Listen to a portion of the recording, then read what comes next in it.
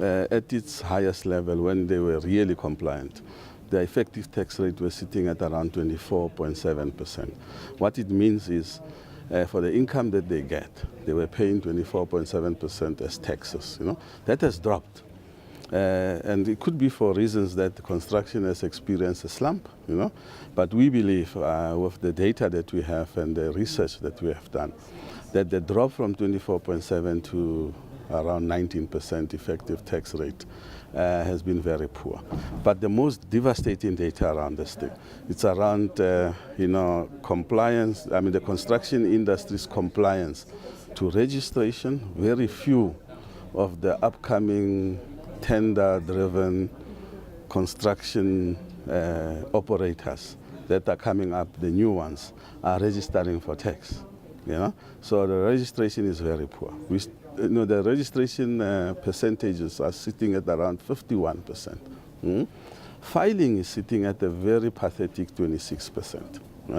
Only 26% of the people are filing their returns, those that are registered, on time, They might be filing later on, but those that are filing on time, which is our compliance measure for filing, is very poor relative to other sectors, On time payment is also poor. The debt book on the construction side is huge, And that, they have irregular income because, you get one big amount of money and then that type of stuff. So their payment patterns are also very irregular and they run huge debt things that attract lots of interest and penalties and so on. So we have a huge, challenges around construction. The last one is around declarations, that they don't declare even all the income that they do, for tax purposes.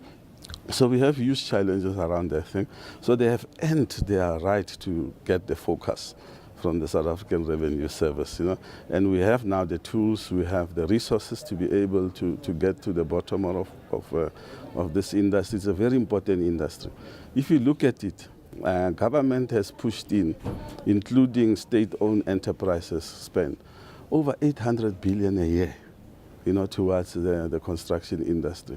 So they represent quite a huge amount of money, almost $1 trillion a year, which is half of our GDP almost, or 1/3 of our GDP, today. So it's important that we focus and we make sure that they pay their fair share. We don't want more than what their fair share is, So it's one of the big focus areas, sectors that we have. Because isn't it also sort of a legislation problem as well, where the government tender process needs to be more transparent?